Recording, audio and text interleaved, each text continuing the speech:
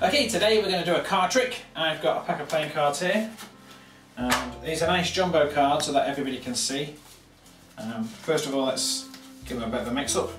They are giant size, so it makes things nice and fun. First of all, would you choose a card, any card you wish? Take the card, show the camera. For the sake of it, place it back on top of the pack, and we're just going to cut the cards so it gets lost somewhere outside the pack. Now we're going to find this card by doing some clever stuff. The first thing is I give it a little click and the card turns itself upside down in that pack. Do you believe me? No. No. Well, if you can see the table here, I'm going to fan out the cards, and the cards, one card is turned upside down, the 5 of spades. Was that your card? No. Don't worry, that's an indicator card. It means your card is 5 cards away. If I go 1, 2, 3, 4, this should be your card, the King of Clubs. Yes, it is. And the amazing thing is, these 4 cards that were in the middle happen to be all aces. It's like magic. It is. It is magic. Would you like to learn how to do this trick? Yes, please. Excellent. Now this is a trick that I first learned from a book called Mark Wilson's Complete Course in Magic. It's one of my favourite books in magic. It's one of the ones that started me off as a magician when I was a child. It's still available to be found online, which you can purchase, and this is one of the tricks from that book. To do the trick, you need any pack of cards. You're going to take any 4 of a kind, so in this case the 4 aces, and the 5 of spades. The 5 of spades goes upside down on the bottom of the pack, and the 4 aces on top of it, like so. You can now bring out your pack of cards, and you can shuffle the cards as long as you keep those 5 cards at the bottom. Okay?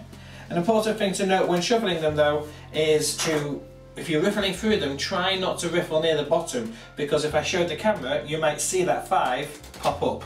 So it's important you don't show that bottom card a little bit, bottom part a bit too much. Now all you need to do is choose a card. Again, I'm fanning the cards, and these bottom cards I'm keeping hit down here at the bottom. She can choose whatever card she wants, so show the camera just for the sake of this one, the Joker. Place it on top, and we can cut the cards so it gets lost somewhere outside the pack. Now everything else from this point onwards is self-working. So if we fan up the cards, you know that the 5 is the only upside down card in the pack. You know that's an indicator card, so you go 1, 2, 3, 4, and that the 5th card will be their card, the Joker, and that the 4 cards will be the aces. It's a very easy trick, but with multiple climaxes, which makes this a great trick. So, if we were to try the trick again, what would you need to do? I would need to take the 4 aces here, turn them over, and then put the 5 on top, and then put that pile at the bottom of the pack. Excellent. We'll throw the Joker back inside the pack. Throw the Joker inside the pack. Now, if you can shuffle them, that's great, but these are jumbo cards, so they're not that easy to shuffle even for me. Well, she's done a good job. You shuffle. And then, would you like to select a card? I'll select this one just here. Okay. And then, would you like to cut the deck? Well, I need to put it back on top first. I'll put it on top, and then cut the deck. Yeah. And then we'll place that on top. Now, if I do some magic mumbo jumbo,